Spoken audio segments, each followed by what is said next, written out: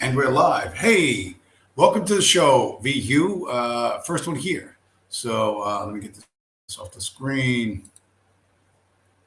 It's another exciting Monday night chill stream. Oh, Richard Spencer. Yeah, I have some thoughts on Richard Spencer, on little Dickie Spencer. I was thinking about this not that long ago in terms of what's missing, like in terms of all these ops and all the things that you're seeing. The war in Ukraine, COVID, you remember all the bodies dropping in China and COVID. New info has come out. Well, here's the thing. The problem with the new info or not new info, the new info could be good or new info could be crap. A lot of people in these dissident circles, whether you're left wing or right wing or whatever, they think, well, I can recognize patterns. Well, can you really? The most famous or one of the most famous incidents, Richard Spencer incidences, was Richard Spencer was on the streets of Washington, D.C., and he was being interviewed by, I don't know, somebody with a video camera, right? So he's there in his suit, and he's giving his whatever fucking unbearable whiteness of being speech or whatever the fuck. And while he's doing this, off camera, some Antifa guy dressed all in black with the fucking black hoodie comes running over and throws a flying elbow and clips supposedly Richard Spencer, like smashes him with a fucking elbow while he's standing on this and then runs off. And Richard Spencer, he kind of, recovers and then he just takes off and he gets in the taxi and he drives away. And they're like, Richard Spencer attacked on the streets of Washington, D.C. And I've only been through D.C. a couple of times. I haven't been there a whole lot, but I'm like, I don't see dudes wearing ninja clothes walking around DC in broad daylight. Like, I don't normally see that. And I think it would attract attention, like from law enforcement. But so there's a couple of things. One, there are ninjas walking around Washington, DC, Antifa ninjas. Antifa doesn't act like that. They were never single solo fucking operatives. There was always a group. It's always a group attack. It's always multiple attackers against a smaller force, right? Antifa is always like a typical gang attack, right? So that's unusual, right? That guy was never identified. He never said, "Hey, I'm the motherfucker who fucking smashed Richard Spencer in the face in Washington, D.C." He was never identified. You think you'd want to be famous in Antifa circles? You would want to gain status in Antifa circles saying, yeah, I'm the guy who clipped Richard Spencer. But you never heard that, right?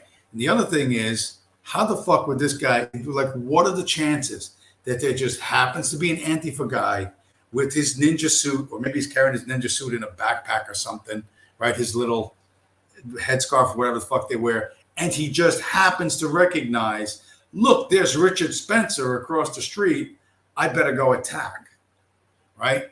Like, when the fuck does that happen? when I was a kid growing up, and newspapers were a bigger thing. They're really dying now, but before there was a big Hollywood movie, like before Tom Cruise's movie would come out or whatever, like whatever Tom Cruise movie was coming out, they would always have a picture in the Daily News, which is a nationwide paper, of like Tom Cruise walking down 57th Street in Manhattan, eating an ice cream cone with his newest girlfriend or something like that.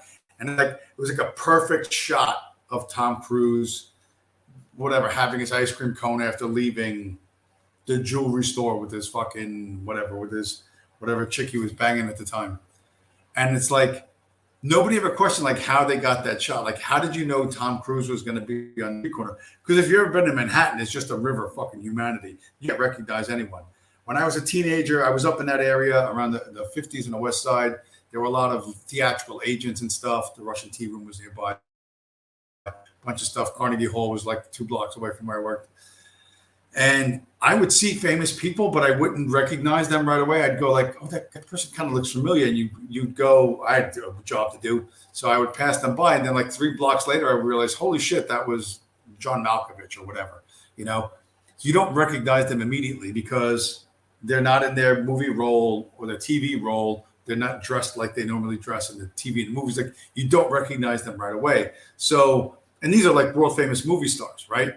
And then for the New York Daily News to get a perfectly clear picture of Tom Cruise walking again with his new girlfriend or whatever the fuck, 3 days before his new movie came out, you know what I mean? Just happened to be like, you know, all over fucking the Daily News. Like, you know, it was a fucking setup.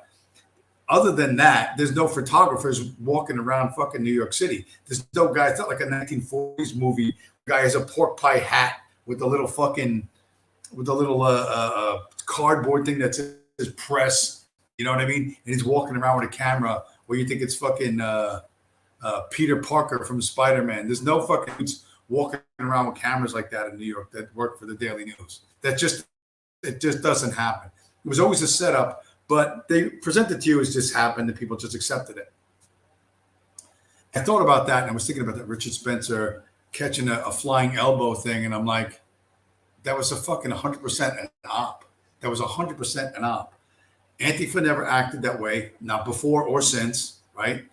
The chances that he'd be fucking recognized and some guy would be ready, willing, and able to just smash him, right? And only would hit him once and run away and never brag about it. In all the stuff that Antifa did, they burned entire fucking cities, right? And nobody ever came forward and said, I'm the guy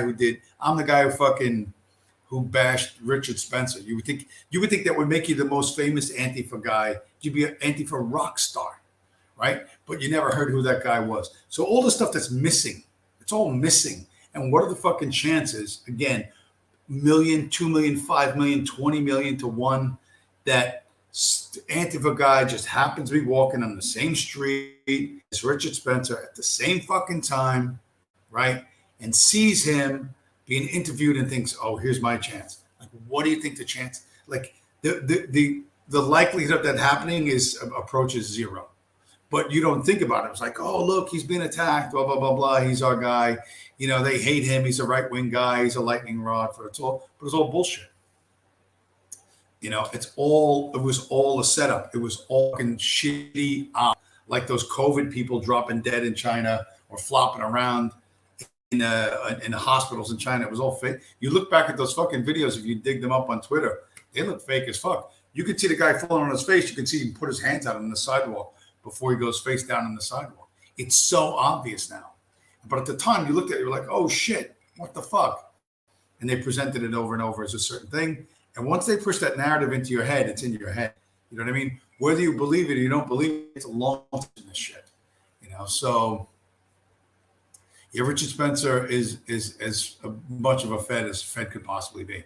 But last week we had it was Norvin that punched Spencer.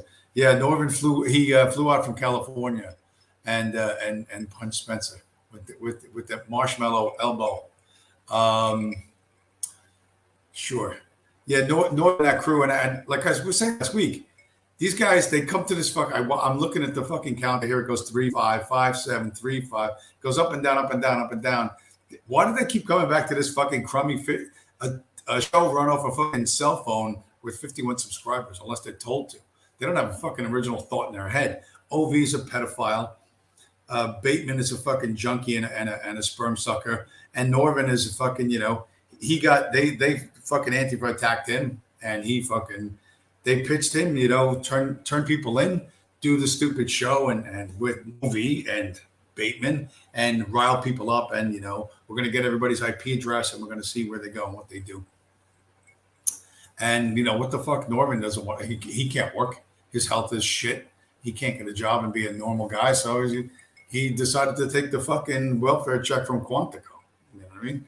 Whatever. It's what he did. It's what he fucking did. You know what I mean? But why would they come here? The reason why they come here is because they're told to fucking come here. You know what I mean? Claire Caw was here last week, and I banned her and all the stupid retard feds that she brought with her. They all come as a group. You know what I mean? And they say the same shit in the chat. It's like, once you see the pattern of it, you're like, oh yeah, here it is again. Like, here it is. It's just like when, whatever, other times I've been on other shows, like you just notice how the messages go. This guy reinforces that guy. You know what I mean? It's very cut and paste. It's very paint by numbers. And you recognize the pattern. The reason why I banned them is because they're not even giving me like something to work off of. You know what I mean? I don't really mind that my federal tax dollars are being spent to fucking spy on me or whatever the fuck they think they're doing to counter terror. Do a terrorism. Will you hurry up and do a terrorism? God damn you went to Charlottesville. Why don't you do a terrorism? Because they have a fucking like a series of fucking bullet points as to what makes a terrorist. You're not rich. You're whatever. You struggle economically. Why don't you just kill people at random? That's because I'm not black. That's one reason. And I have other things to do in life other than just to randomly, lash out. But they don't even give me shit to work with, like the same tedious crap, And I'm like, listen, I will fucking play around with you just for the laughs, just for the fucking lulls online, and make your shitty fucking Fed job better for a day. But you got to give me something, and they won't fucking do it. They insist on being jerk offs. So when you want to, you want to act like a jerk off, that's how I'm going to treat you. You know what I mean? That's that. Tonight's stream. Hear ye. Come on, ye, Kanye. The big news, really the only kind of news right now. Kanye going full fash. Kanye, other people have noticed that the stuff that Kanye said is relatively mild. If you know blacks, if you're around blacks a lot, and I've been around blacks a lot in my life, they are way more anti-Semitic than you would think. And yes, it's true that what Kanye said is relatively mild. You know what I mean? But how are they punishing him? Make him close his account to JP Morgan, right? Cut him off from social media. And now they're going to fuck him because he's not that smart of a guy. He thinks he wants to buy that social media site Parler, which was an Israeli run, 100% an op from Israel, where you had to dox yourself, name, address, fucking driver's license, everything, in order to post there. And of course, anything that was critical of Israel or Jews, you immediately got fucking banned. And they want to sell that fucking crap to him. And he's like desperate to get back in the spotlight, and he should not be. If he's got $140 million, dude, be low time preference. I mean, it's tough for him to do, but be low time preference. Don't be in such a fucking rush. He's going to make a desperate move. He's going to buy this piece of shit website Parler, and all the numbers are going to be fake. There's going to be bots posting to other bot accounts and following other bot accounts, and he's not going to be sophisticated enough to know that, or smart enough to hire somebody that can show him what all that is. Like it's whatever, it is what it is. They're gonna take a lot of money from him with that, and he's gonna fail, and they're gonna hope he goes away. So they get to publicly hate blacks. They get to financially punish someone who publicly criticized them, and life goes on. You know what I mean? That's largely what's happening. Although J.P. Morgan, which everybody wants to give J.P. Morgan a black eye for this, what did you expect he was going to do? Like, what did you expect he was going to do, man? Um, they're sitting on $1.2 trillion in cash, in cash. So I wonder what. I wonder what it is they're going to do, because there's a lot of stuff. There's a lot of pieces moving now with finance that it's going to be real interesting. Here's one. This was from Twitter. I'll show this, but it's true that they take this shit super personally, and you can get under their skin real easy. I mean, you think of Kanye, he's not a serious person. You know, he's a whatever. Like I said, he married a woman that did a porn tape. Which the ending of which was the guy in a porn tape urinates on her. Like that's an unwise decision. So he's not a guy who's thinking a lot of things through. But you can get to these dudes. You can absolutely piss them off. This is a tweet from really truly Mike Rothschild. You know what I mean? From the Rothschilds banking family. You know, this was the other day. Kanye is employing yet another classic anti-Semitic trope that Jews are incapable of physical labor. Stop right there. Just let me stop right there. A Rothschild, right, a central banker, the central banking family, is defending the fact that Jews are incapable of physical labor. When was the last time you picked up a prick, or making things? This comes up a lot in the 1940 Nazi propaganda film, The Eternal Jew, as one of the most vile films ever made. Well, I don't know, most vile films as far as the Rothschilds are concerned, but I don't know that it's all that bad. So you can get underneath their skin, like for Kanye to trigger one of the fucking Rothschilds that he says, "Oh, we can't work with our hands or make things." Okay, sonny boy, leave central banking and become a fucking welder. You know, I look forward to the Rothschilds iron and fucking steel works. I mean, where you're whatever welding things and casting, making cast iron stuff.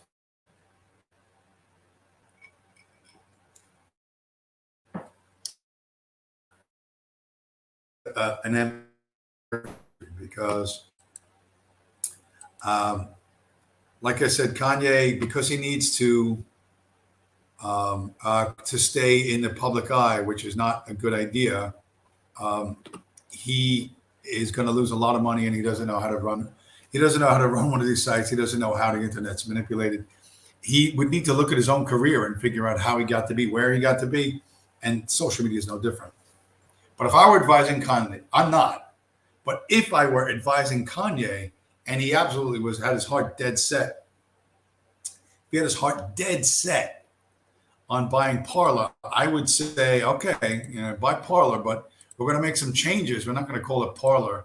You know, I would get people to download it, and then 24 hours after you downloaded Parler, we would rebrand. Let's say we would rebrand. And this is how I would rebrand Parler with Kanye West as the CEO. This is how I would do it. Other people might do it differently, but this is 100% how the way I would rebrand Parler. This would be the welcome screen. You know what I mean? And it would be absolutely this would be the way to make a splash big enough and to get as much attention as you need to attract enough people to Parler that that you can make a go of it. You know what I mean? So anybody, if anybody knows Kanye West's phone number and they want to get me in touch with him, they want me to be his advisor, I will absolutely advise Kanye and how to turn Parler into a very, very successful social media website by breaking all the rules. If you're going to go up against these people, you're going to have to break all the rules and keep breaking the rules forever and never, never, never, never, ever apologize. Not for 1 minute. Never apologize. And make sure to tell everyone you are not suicidal. You are not suicidal, and you're not feeling like shooting yourself in the back of the head twice and then throwing yourself underneath the bus. You need to make sure. That. But yeah, if Kanye needs me as a social media advisor, have him get in touch, and I will guide him to the cutting edge of societal success with social media. You know what I mean? I can do this. If you got the connections, let's make it happen. And and listen, welcome to Niggertown. You know what I mean? Change Parlor to Welcome to Niggertown, and you'll have the biggest fucking website literally on the planet Earth. With Kanye at the helm, doing 100% free speech, it would be epic. It would be epic. However, there's some realities we got to deal with. The problem is everything is going to crash. I hate to be Mr. Doom and Gloom, but everything is going to crash. A lot of people know it. Tons of people know this. And they're like I said, the current cash position for JP Morgan is $1.2 trillion. That's a lot of money, bro. That's a big bag of fiat. 1.2 trillion is a big, big bag of fiat. So a JP Morgan trader said to Zero Hedge, no one knows what to do right now. Not a single person. This is 14 October 2022. The economy's, inflation is high. The economy's dying. Everything's fucking going wrong. And nobody on Wall Street knows what to do. So they're scared. So they're just parked in cash. But the problem is you can't stay in cash forever because inflation is eating your cash at 8% every 3 months. That's the official number, not the real number. And you're going to have to do something with that cash. It's going to be real interesting to see what these people do. What will they do? I'm not 100% sure. But if you look at, let's look at some performance figures. Where is my performance figure? Here we go. Bitcoin versus the world. This is from New York, NYDIG, NYDIG, which stands for, the fuck does it stand for? It's a big insurance company, trust fund company. It's relatively gigantic. And they got into Bitcoin. They got into Bitcoin custody services. Although they hold the Bitcoin, you don't hold it yourself, but you can buy it from them and they're going to custody it for you. Good evening, Virgil Doc, Purple Heart. Welcome to the show, sir. So here's a chart from NYDIG showing the relative performance in the last business quarter of a number of different things. And at the very top, let's pull it down a little bit. At the very top, you can see Bitcoin is up 3.1% in the third quarter of 2022. And you're saying, really? 3%? That doesn't seem like much. Well, hang on. Precious metals, gold and silver, only up 1.3%. Cash, only up 0.2%. Then on the left-hand side, there's a list of various different investment vehicles. Short-term tax-exempt bonds down 0.6%. Short-term treasury bonds down 1.6%. Short-term investment-grade bonds down 2%. Global bonds down 2.2%. Gold down 2.9%. Intermediate tax-exempt treasury bonds down 3.2%. Everything is down. Everything is down except for Bitcoin. At the very bottom are REITs, or real estate investment trusts, down the most at 12.9%. That's a lot. That's really large cap growth stocks down 10%, Pacific stocks down 10%. So you say, well, I'm not a stock market guy. I don't give a fuck. I'm not an investment guy. I don't give a fuck. rich people are not going to stop being rich. They're just not going to do it. You know what I mean? This is where they are. Where they're going to stay. And it's one of the funniest things. Again, that's a fucking comic thing about people that consider themselves dissidents. And I'm a thinker. I'm a dissident. I examine this and I examine that. No, you don't really. They're like, if there's 10 guys with a lot of money and power, that's oligarchy, and that's bad. Bad oligarchy, bad. You know what I mean? But if there's one guy with all the money and power, that's monarchy, and that's good. That's really, really good. That's how fucking stupid you are. Like, you're really dumb. You haven't even come close to thinking about what you pretend to fucking believe. V. Hugh, you don't understand that number. I'm not sure what number you don't understand, Hugh. Which number are you talking about? But okay, so there are a lot of it's true that people limit how they think and what they think about. A lot of limits are self-imposed. So if you can only think monarchy good because one guy has all the money and power, somehow that's good. But if 10 guys have money and power, that's oligarchy and that's bad. There's no reasoning for, like, I never understood the reasoning for that. And no one, you can't really articulate that. But you don't even know why you think that, other than you're not happy with the way things are currently going. Well, a lot of people aren't happy with the way things are currently going, but it's likely to get fucking worse. And you should hold your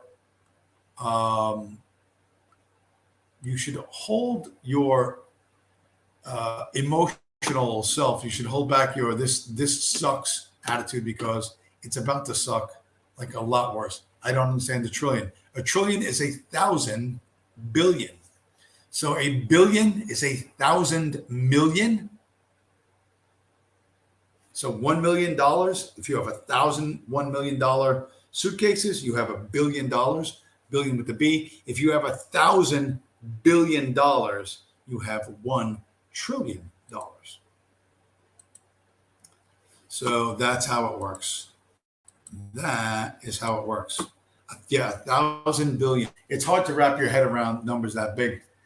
And then to think that there are guys like, whatever, Elon Musk, he's worth 300 billion. He's a third of the way to being a trillionaire. He's 1/3 of that way. And this is, supposedly an individual. All right, what do we got on the screen now? Is it showing up? Is it showing up? This was a recent conference. Yeah, here we go. Thousands of doomsayers, oh no, at Bitcoin party praise their currency as lifesavers. This was at a Bitcoin conference. I don't know which one. There's a bunch of different ones.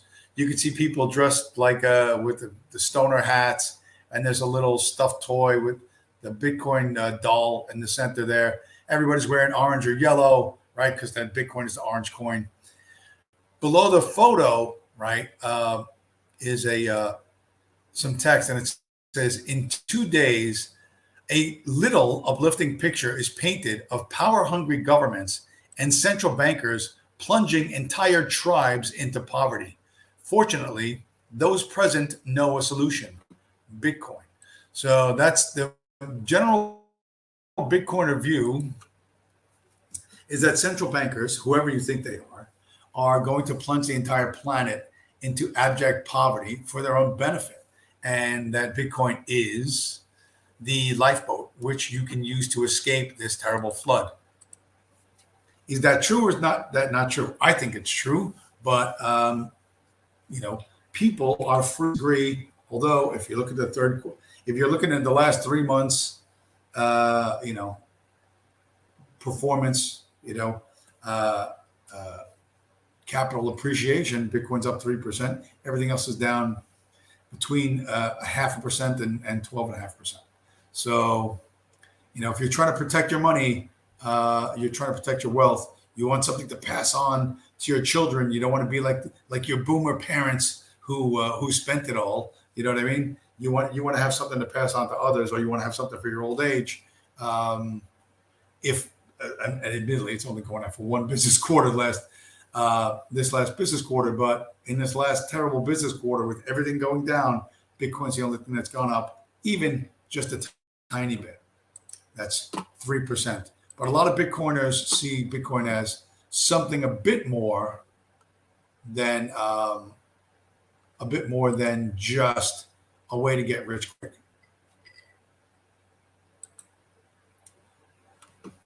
And part of the reason why is this: Bitcoin solves problems you didn't know you had, or problems no one else can solve.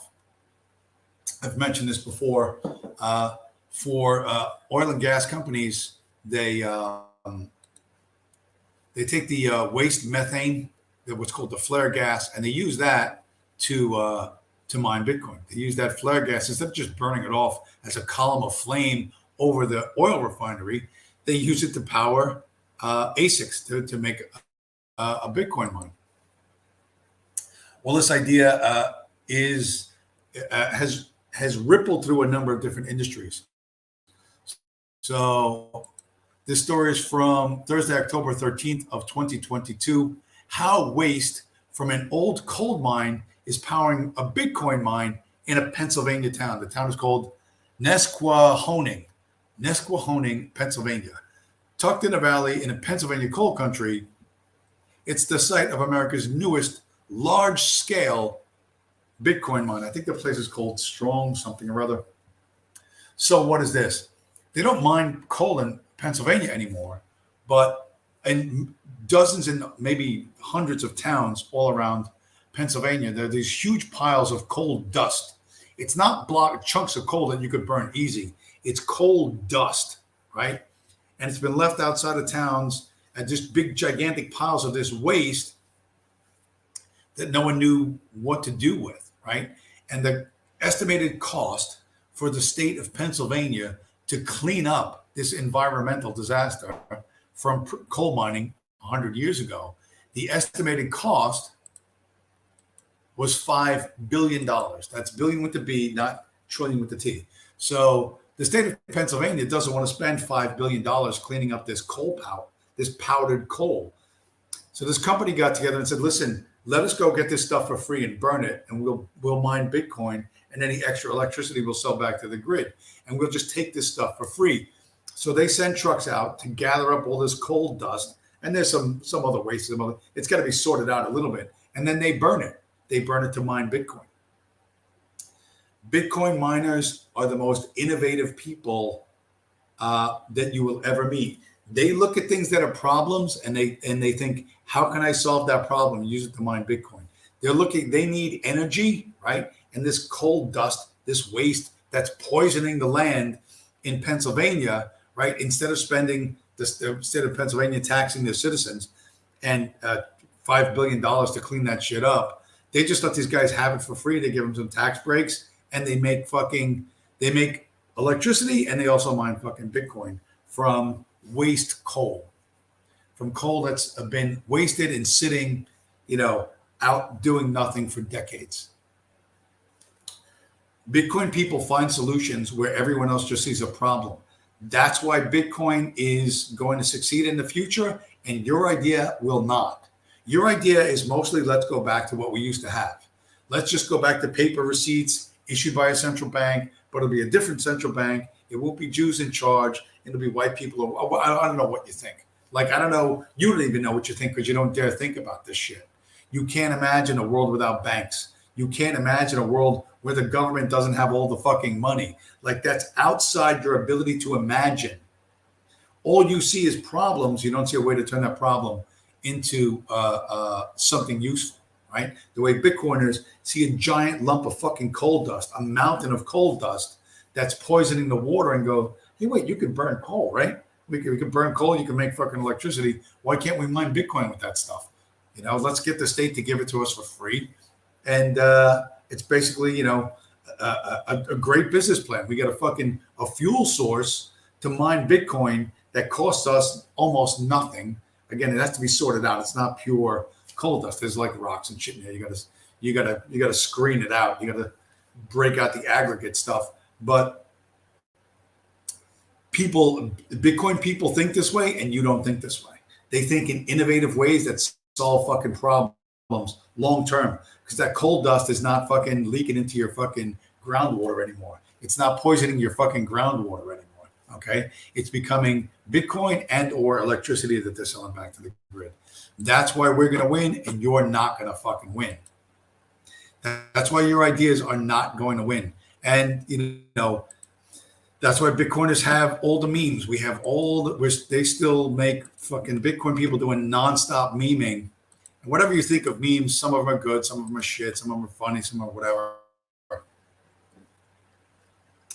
It indicates a certain level of interest in something. You know what I mean? A certain level of engagement in what's going on. And if your side or your viewpoint is not memeing, then you're really not engaged. You're just not engaged at all, right? So this is a meme. This is a Lord of the Rings meme. Jerry. Lord of the Rings. So there's the dwarf guy talking to the elf guy, and he says, I never thought I'd die fighting central banks side by side with a progressive. And then the elf guy says, what about side by side with a Bitcoiner? And then the dwarf guy says, by Satoshi, I could do that. And that was a big moment. Whatever, was a little moment in the movie where the dwarf guy and the elf guy became friends, right? Because they didn't like each other or whatever.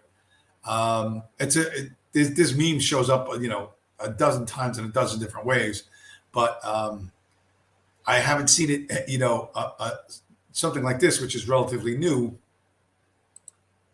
in a while. You know what I mean? I haven't seen anyone else using it. I look at a bunch of different stuff, and you're not doing memes. You're not even bothering to do that. So if you're not bothering to do memes, you're not really engaged. These ideas that you claim that you love, that you advocate, that you think ought to happen, you're not even making a meme for them. Like there aren't enough people with your viewpoint to go, hey, let's make that into a meme and throw it up on social media.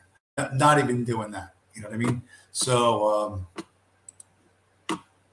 it's not as good for you as you might think. It is not as good for you as you might think. As your worldview, because a lot of people, listen, let's face it, a lot of people hate Bitcoin for a bunch of reasons, mostly because they think they missed out.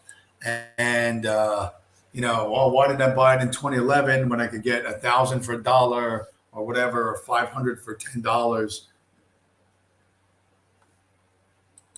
And we get a lot of hate, which really doesn't bother us at all. Really doesn't bother us. You know what I mean? But, this is a good meme. Who hates Bitcoin? Everybody hates Bitcoin. I don't trust it. It's a scam. Whatever. I don't know what, I don't understand it. All of the complaints, list all of the complaints, and then the next question is who wants one, right? At $20,000 a piece or 19,000 and change, who wants one? Yeah, you hate it until somebody offers to give you one for free, right? Then all of a sudden you manage to find a way to fucking warm up to it. So you don't really hate it. You're just pissed that you didn't buy Bitcoin in 2011 when you could get 1,000 for fucking $3. And you could be watching this exciting show from the back of your Lamborghini, snorting cocaine, out of a supermodel's ass crack. But everyone's going to come around. Like everyone's coming around. Everyone's coming around. Entire countries. Iran is allowing Bitcoin mining. Even Russia's tiptoeing towards it. As shit as they are, because they don't know. Like they don't know what to do. All of these people are, none of them are bold. None of them are risk takers. None of them are visionaries. None of them can solve any problems. You know what I mean? They just can't. They never could.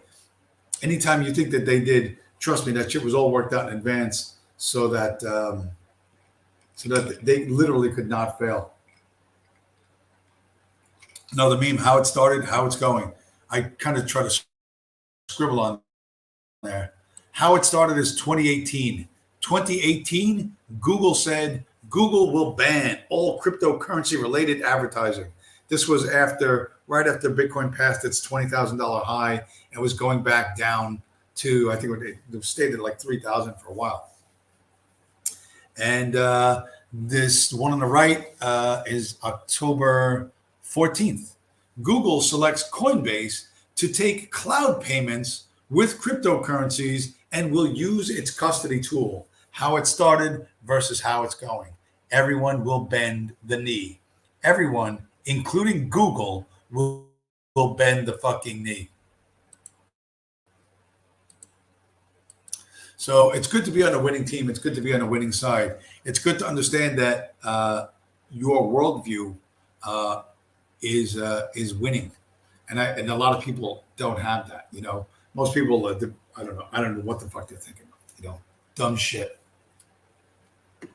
Really, really, really dumb shit.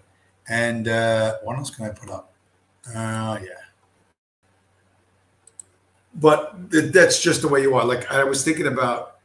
I don't know why end of the year. I guess the end of the year you always think about when you were younger. But it was a couple of weeks ago. June was in the chat. And she's like, "Oh, tell us about your vacation in Europe," which I don't think anybody really wants to hear about. But I remember when I used to drive taxis. Like I would drive people to Newark Airport from Staten Island all the time, all the time, all the time, all the time. It's a very convenient. It's much more convenient than LaGuardia or JFK for New York City, for Staten Islanders at any rate. So in the 90s, everybody's idea of vacation was you would go to Jamaica or Aruba or the Bahamas or someplace, some island, right, where you lay on the beach, get drunk, and pass out surrounded by Negroes. And this was considered a great vacation. Oh, I went to the islands. I went to the Caribbean, blah, blah, blah, blah. And it was the weirdest fucking thing. Like, stuff that I noticed over and over and over is that I'd pick people up from the airport and I'd be bringing them home. And, you see that they're tan. So you go, "Hey, where'd you guys go?" "Oh, we were in," and they would say, "We were in Aruba. We were in Barbados. We were in," well, it doesn't fucking make a difference where they were. Jamaica, this one, that one. Turks and Caicos. And they would say, "Oh, it was great. The weather was perfect every day." They were like, every day was 85 and with the breezy, and we just got drunk and laid on the beach. Now to me, that doesn't sound like a vacation, to be perfectly honest. That doesn't interest me at all. Like I could do like drunk and laying on the beach one day or maybe 2 days, but then I got to start fucking doing something. Like I couldn't do that for a week, and there's no way I could do that for fucking 2 weeks. But these people would do this, And there was a very weird phenomenon that I noticed. They would always ask, "Oh, what was the weather like here?" Meaning in New York. And if I said, "Oh, the weather was nice, it was like 72 and sunny," they would be fucking destroyed. It would like literally ruin their entire vacation. If where they were, the weather was perfect, in order for their vacation to be like good, the weather here had to suck. And I learned to just change my answer. Whenever people ask me, "Oh, what was the weather like here?" I would lie. I would say, "Oh, it was terrible. It was rainy, cold, miserable, humid, whatever." And then you'd see them swell up. "Oh, when we were on Turks and Caicos, every day it was 85 degrees and the coconuts floated around the fucking bay," or whatever fucking stupid shit they said. So it's so bizarre how people in their own minds, they're still trying to sell themselves that their vacation was like a good vacation. Like, but it was so dependent on what happened back here. Like I went to Greece. I don't know what the fuck happened here. I don't know what happened. I wasn't paying attention to the news. I was doing the vacation I wanted to do, right? I went to go to a bunch of ancient sites and blah, blah, blah, blah. Shit I wanted to do, and that's what I did. Whether you think that's a good idea or not a good idea, I don't give a fuck. You know what I mean? I think for me, go to another continent and stand in front of a pile of rocks, right? That was put there like 2,000 years ago. That to me is important to do and meaningful. You know what I mean? To you, you think, well, it's fucking retarded. Okay, it's retarded. To you, it's retarded. You know what I mean? But to me, that's what I wanted to do, and that's what I did. And whatever happened back here, I don't give a shit. Like, I literally don't fucking care. I did the thing I wanted to do, that I wanted to do for a long time, and that's what made me fucking, that was, a happy accomplishment. So it wasn't dependent on what you think of it, and this led me to think of all the other people I used to take to the airport and how fucking retarded they were. Like, there are people that have been around the globe probably 10 fucking times, and they're just as dumb as if they never left their fucking street, you know? And the fucking, like, even just getting into the terminal building, there's like 10 doors in a terminal building, or 10 or 12 or 15 fucking doors. You know what I mean? And your airline is door number 6, right? American Airlines or something. And you drive them to the airport, and they're like, oh, door number 6, except doors number 4, 5, 6, and 7 are where everybody fucking is. Everybody's trying to get out of the taxi at once. Everybody's there. You got families driving themselves. They're hugging, they're kissing. They don't know where their fucking suitcases are. They left something in the backseat. It's a mess. It's chaos. You try to tell the guy, listen, get out here at door number 2, walk in. No, door number 6. Yeah, but there's nobody at door number 2 right now. I could pull right to the curb. You could go right in the building, and you could just walk down to the counter. No, door number 6. They would fucking lose their shit. Like, okay, asshole. Now I'll go sit, and now I'll go drive into this fucking traffic jam on a fucking on a ramp, right in front of a building. I will deliberately push into a traffic jam just so you can be in front of door number fucking 6. So you could walk straight into the counter instead of going from door 2 and then walking on the inside of the fucking building. And I'm telling you, people that traveled all the time, international travelers, traveling for business, but they fucking do that shit all the time. Like, you couldn't be stupider. Go in the door where there's nobody there. Just walk in and just roll your fucking suitcase down to door number 6 on the inside. Why do you have to be on the outside of the building, you dumb fuck? Because I got to be at door number 6. That you got to put me there or else. It's a failure. That's how fucking retarded these people are. And when you think this way, you have these rules that are fucking really fucking arbitrary and designed really just to manage your anxiety. You're unlikely to succeed unless it's as easy as fucking knocking over a can of beans. Like, if all you got to do is basically show up sober and clean shaven, then you're going to succeed. But if you actually have to do something that requires talent or skill or ability, I don't think so. You know what I mean? And that's what I saw. I saw that. I cannot tell you how many times, because I drove taxis for like 17 years, like 17 fucking years. I can't tell you how many times I went to the fucking airport. I got a million fucking airport stories, and dropping people off most of the time, particularly business travelers, people who thought what the fuck they were. They were as dumb as the fucking day is long. They were really as dumb as people who never left their street. You know what I mean? The guy who never left the neighborhood, the guy who never ventured outside the little area where he was born and raised, you could understand. Well, he's provincial. Well, he doesn't understand how the world works. But if someone's got the 3 fucking passports full of fucking stamps, and they're just as fucking idiotic as the fucking guy who never left the street, this is once you see this, your opinion of all these people drops dramatically. You know what I mean? And then you need to understand that what's missing is what you need to pay attention to.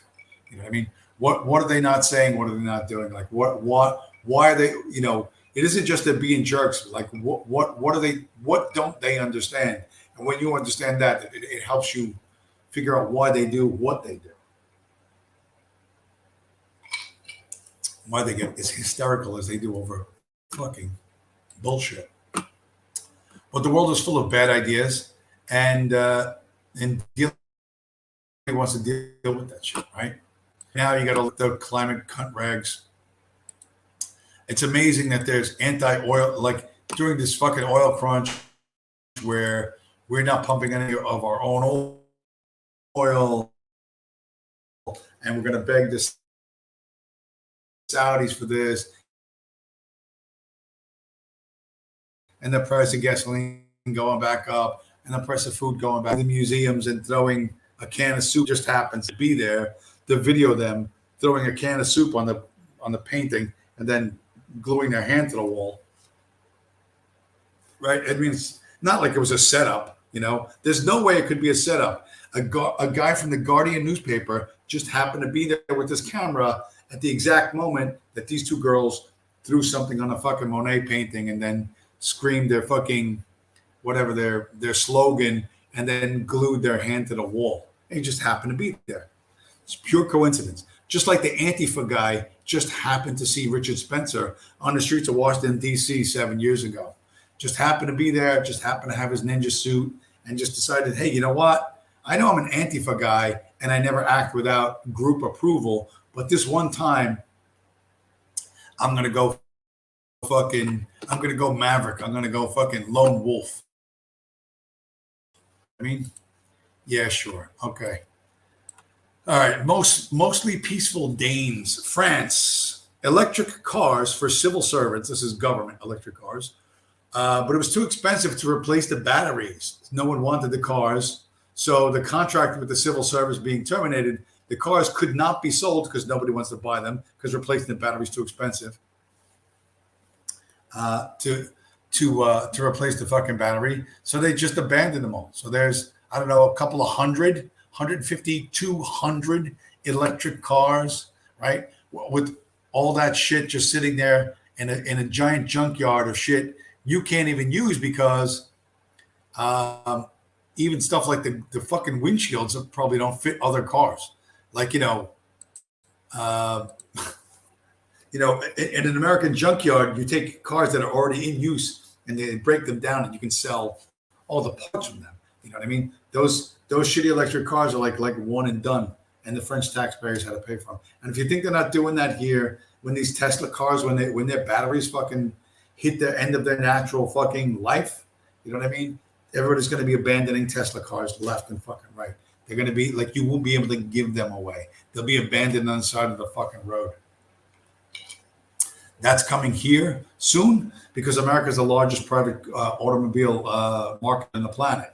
You know what I mean? So for Elon Musk to sell his fucking shitty fucking toy cars, acting like it's the future, there's no future for these fucking things. Again, once those batteries are done, they're done. No one's going to pay for a new battery, which God knows what the cost is going to be. And if you can find someone who can put it in, because your local mechanic, the guy at the dealership, the Pep Boys or whatever the fuck is down the road from you, he's not going to be able to do that job. You know what I mean? And the Tesla dealership is not going to have the mechanics. So all these things are going to become a fucking massive fucking waste, and someone's going to have to deal with that. Who? I don't know. But these are problems in the making that they present to you as solutions, and they're not. You know what I mean? And when you again look at what's missing, is there a pattern here? Have I seen this before? How is this similar? How is it different? If you really start asking yourself those questions when shit gets put in front of you, it's a lot simpler. Everybody was afraid of nuclear war last week. Oh my God, nuclear war. No, the Russians are nukes. Oh my God, Russian nuclear war. Oh, and then it was like, oh, the Chinese embassy took its fucking people out of Kazakhstan. This one did that and this one did this. Remember they hyped you with the nuclear war? And what did you get? Like 10 fucking Iranian-made drones. 10 drones that they're calling Dorito drones because they're shaped like a Dorito chip. They're like a triangle-shaped thing, whatever. That's all it is. Nothing. Nuclear war. No fucking nuclear war. It's all bullshit. It's bullshit. But you're like, oh my God, are the Russians really going to launch? What would happen if it wasn't nuclear war? It's a couple of fucking, a couple of shitty Iranian drones, 10, 12 of them, whatever, and a bunch of dopey fucking people pretending to shoot at them with fucking anti-tank weapons. They're just, and again, it's a posed picture. It's like Tom Cruise eating an ice cream cone in the Daily News. It's like Richard Spencer catching a fucking flying elbow on the streets of Washington, D.C. by a masked ninja who just happened to notice him and just decided to attack on camera. Just happened to fucking happen. And you just accept that. And you think, well, why are you going back like this Spencer thing is like 6-7 years ago? If you believe, it's important to clean out what you believe in your fucking head. Did this happen or did this happen? No, it was fake. It's fucking bullshit. This guy's a Fed. What was the other one? Nick Fuentes, the gayest fucking the gayest kid from Chicago with the cat boy boyfriend. Now there's pictures of him with there's like two hot chicks, and he's like standing totally straight up because everyone's going to do that green line analysis to see if you lean in towards the girl, you're weak. If she leans in towards you, you're strong, right? And you have to be absolutely based and totally, right? There's a fucking shitty fucking pictures of fucking Nick Fuentes with one hot chick here and one hot chick there, like girls he could never get in a million fucking years. Like, yeah, oh yeah, no, I totally believe that. I totally believe this dork who never left his fucking parents' basement, who talks about Catholic monarchy or something, what is that Christian nationalism shit that they're pushing now, whatever that's supposed to be. And I swear to God, they're in the fucking break room at Quantico or fucking Langley or wherever the fuck they dream up these shitty fucking ops, and they just put words. Like just words on strips of paper, throw strips of paper in a hat, and then pull them out, and that's what they name their ops. Like that. Well, what are we going to do today? We'll do Christian monarchy. Okay. Oh yeah, sure, whatever. You know, and that's what they run with. You know, because it doesn't make a difference as long as they're all getting a paycheck, they don't give a fuck. You know what I mean? Like it literally doesn't fucking matter. It doesn't matter. They get a paycheck, you know, they get a medal for being a counter-terrorist or whatever the fuck. And your head gets filled with more and more and more bullshit. It didn't happen, or it was fake as fuck from the beginning. Fake setup. It's a fucking shitty, it's bad federal theater. And you have to learn to recognize that. So we didn't have nuclear war. We had a couple of Iranian fucking remote controlled airplanes blow up in a parking lot in the Ukraine. Not quite what was it like, you know, what was advertised and what you actually got. Kind of a big difference. So you try as hard as you can to whatever you see, they're like, oh my God, this is the latest thing. It's total bullshit, right? Some stuff just sinks right away, like the monkeypox thing. That one went right under. Like as soon as monkeypox was like, it was only gay guys, monkeys, or gay guys, dogs, and fucking children or something. That went away. So it's helpful to think of what are the problems here. All right, no, none of these people are problem solvers. None of these people is going to make anything fucking better. Right? If they tell you to worry about it, they should be the last thing you should worry about. It's all the stuff that they ignore is what you should pay attention to. Because you're not like Kanye. You don't have $140 million cushion. You know what I mean? Which is a big cushion. That's a big bag of fiat. He can fuck up a lot. Still never, ever, ever have to work a day in his life. He can, you know, him and the Rothschilds can hiss and spit at each other across the pond, across the internet, but Kanye don't have to drive a truck or fucking dig ditches or work in the supermarket checkout, or like he doesn't have to do that. He's got $140 million. So will they sell him some shitty website? Yeah. Will it go under? Yeah. You know, but all this stuff is not important. It's the least important thing. You know what I mean? It's true that when Richard Spencer was doing it, like, to keep beating up on Richard Spencer, and he deserves it because he's a shitty Fed. It was like, name the Jew. You got to name the Jew. Blah blah blah blah blah. Name the Jew. Name the Jew. Why would you have to do that? Like, why would that matter? Like, it doesn't matter because it doesn't change anything. First off, but you know, it pumps up the number of anti-Semites and domestic terrorists.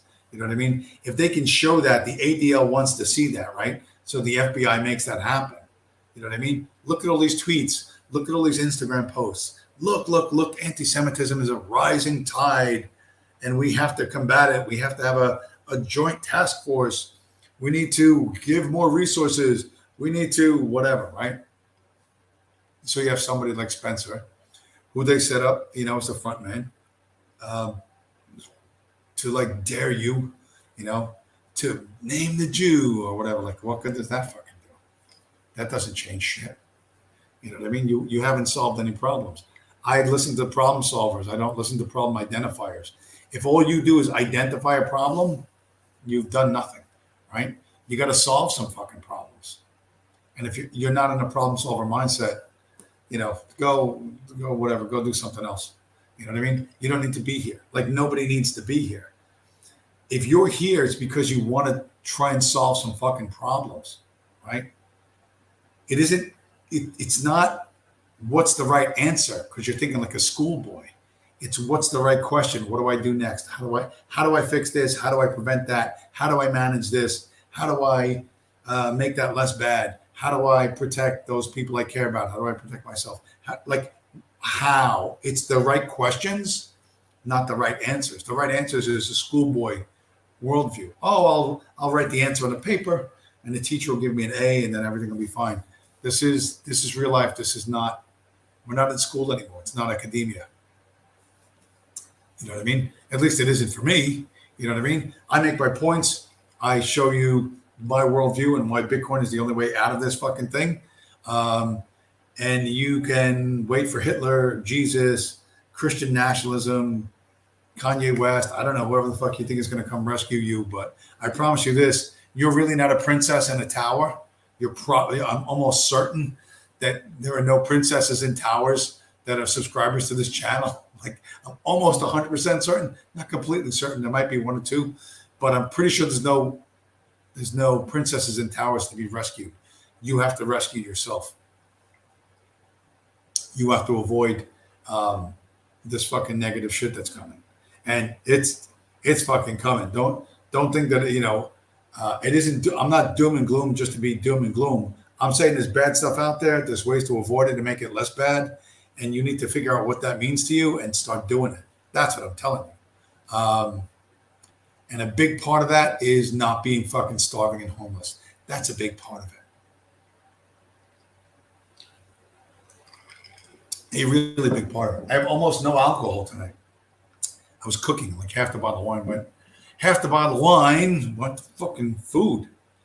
Man, I don't have alcohol. But yeah, so that's where we're at. There's a whole lot going on this week, right? And everything else is bullshit. Like there was, we're selling Europe natural gas. Two things. One, the Germans decided to keep the nuclear power plants on at least until spring. So that shows that they're not entirely suicidal. Somebody fucking actually smacked some sense into these fucking guys. But we're going to sell liquid natural gas to Europe at 10 times the price. And there's enough natural gas underneath the Appalachian Mountains to last America like 400 years. But you're not allowed to go after it because you're not allowed to frack because a group called ProPublica, which was a sprang up legal group out of nowhere, journalists and legal scholars, all paid for by George Soros, got the New York State Legislature and these other state legislatures to ban fracking. So you couldn't go, take the natural gas out of the ground. That's everywhere, like literally from New York to Tennessee. There were people in Pennsylvania who were making $80,000 a month because they had a natural gas pipe coming out of their fucking ground out on their property. $80,000 a month. Can you imagine if everybody did that? Now everybody wouldn't make $80,000. The price would go down. But how many people would you have making thousands and thousands and thousands of dollars every month selling fucking energy to a world that needs energy? But you're not allowed to touch that anymore because you can't do fracking because it poisons the water, blah, blah, blah, blah. There's laws against it, conveniently locking down the fucking energy. So what are we doing? We're gonna smack down Russia. We're gonna make Europe dependent on us for fucking energy for the near term and maybe even the medium term. And that's that. We go from America, whatever you think of America, goes from win to win to win to win. You know what I mean? But in the meantime, there's other problems in the financial market. Nobody wants the bonds anymore. Everything's crashing. Housing's crashing. We're getting stronger outside the U.S., but inside, things are getting hollowed out. I don't know how they get sorted out, but it gets wobbly and unstable. Expect fucking strange ass shit. Culturally, politically, that's what I'm talking about. The stock market crashes like everyone expects it to. That's going to drive political decisions, whether you think it should or it shouldn't. You know what I mean? It isn't because you're a market guy or not a market guy, or you should be or shouldn't be. I'm not even talking about that. I'm just saying this is the thing that's going to drive policy decisions, and you should understand which way that's going to go. That's going to go towards more socialism, communism, more of a money grab by the government from the people who can are least capable of defending themselves. And that means individuals and not big corporations. So, and you have to expect that, like, oh my God, the socialists won or the Republicans won, but then they rolled over to the socialists. Well, that's what's going to happen. You know what I mean? The brown people are getting more Gibbs. You know what I mean? And there'll be, once brown people, there's more of them than white people can support. That's when shit falls over. And I don't know what that point is. You know what I mean? At some point, white people go, nah, fuck it, I ain't working no more. And then what happens? Then what fucking happens? States fail, the federal government takes over. It's tough to figure out. I think states fail. I think the federal government takes over entire states, and then fuck shit. I don't know. But there are no problem solvers allowed in power, and they're not allowed to solve any problems. The only problem they're allowed to solve is more money, more resources going up to the 1%. The 1% of corporations, individuals, et cetera, and so that's going to continue until the system breaks. Knowing that, protect yourself, protect your fucking family. I don't know what that looks like. You know what I mean? Again, I'm just a dude talking into a camera. What that looks like to you, how that makes sense in your life, you got to figure that out. I can't write a prescription for you. I'm not one of those people. I'm not here as a school teacher. You know what I mean? I'm here as a guy who looks at solving problems in his own life and shows you how maybe it's going to work for your life too. Trust me, don't worry about it. If they tell you to worry about tidal waves, buy beachfront property. You know what I mean? Literally, to do the opposite. VQ, my ability to monologue is impressive. Yes, I'm like that. Who's that guy? Who's that guy in the 80s from Swimming to Cambodia? Spalding Gray. I remember that dude. I remember seeing a video of him back in the day. Swimming to Cambodia. There was a VHS thing where this guy just did a one-man show monologue thing. It was very good. He's a much more educated guy than me. All right, so 113. I'm going to call this one early because I ran out of shit. I don't have any more dopey screen shares. I think I've once again made the points I need to make. There's nothing even to drink anymore. Good God. Well, how am I supposed to do a fucking show on fucking half a bottle of wine? Could you see the problem with the economy? Can you see how the economy is crashing? The alcohol economy in New Jersey? No, I'm teasing. I got stuff I got to do anyway. Tomorrow's another day. We got to go to work. We got to go drive boxes. We got to go see. What did I do the other day? Sunday. It was like there was no work for 2 days. That was weird. Friday and Saturday was nothing. And then Sunday they called me at 5:30. They said, "You want to go to Virginia?" I said, "Yeah, I'll go to Virginia." They said, "Oh, you got to go up to White Plains first." So I had to drive up to go to White Plains, New York, and back to where I am now is like 100 miles.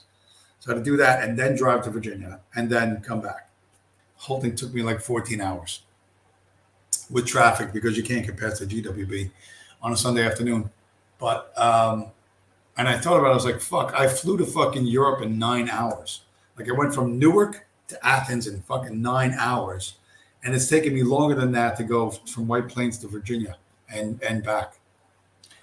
So, but whatever, that's what I'm accustomed to. You know what I mean? When people say, "Oh, when I tell people I was in a plane for 9 hours, they're like, "Oh my God, what a long flight." I'm like, you couldn't even do one of my work days. You know what I mean? To be 9 hours on an airplane going someplace I want to go, yeah, that's fucking easy. I did it standing on my head. Um, you know what I mean? Have the right perspective. Don't be like the people whose entire vacation is dependent on whether or not the weather sucked in New York. You know what I mean? Because you don't always get a cab driver like me smart enough to say, "Oh, the weather was terrible."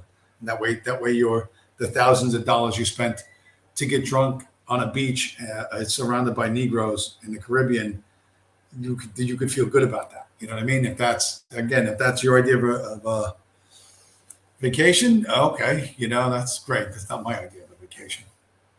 Not my idea of a vacation. Think it through. Be clear about what you're seeing and what you're not seeing. What aren't you seeing? That's very, very, very important. And once you master that, you have you're much more settled. In all honesty, you're much more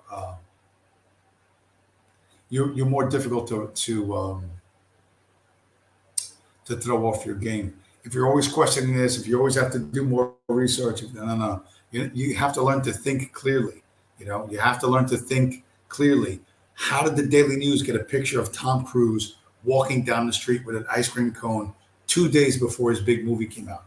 How did Antifa just happen to spot Richard Spencer on the streets of Washington, D.C. and hit him with a flying elbow? How did this just happen to happen? How come this event just happens to come right at the end of that event? It's because there's people planning this shit and putting it in front of you, and for different reasons, of course. But you can safely ignore that. It wasn't World War III. It wasn't nuclear weapons. It was a couple of crummy Iranian suicide drones. You know, they're overselling everything. It's all overhyped. It's all fake and gay. It's both fake and gay. So keep that in mind. The more something demands your attention on social media or television, the less you should pay attention to it. Because the people that are telling you that don't have your best interest at heart, and they're not there to solve your problems. All right, this is 1 hour 17. I'm watching my numbers go up. The stream snipers must be here, or whatever. It's the people I banned. I told you when I started this channel, the ban hammer. We're swinging the ban hammer with no mercy, because freedom of association is also freedom from association. I don't want you in my little electronic clubhouse. I kick you out of my little electronic clubhouse. You know what I mean? Go somewhere else. You know what I mean? But everyone, now you will all have to go somewhere else, because I'm going to end the show because I have stuff to do tomorrow, and I'm sure you do too. But let's see what happens this week. But I'll talk to you guys again next week.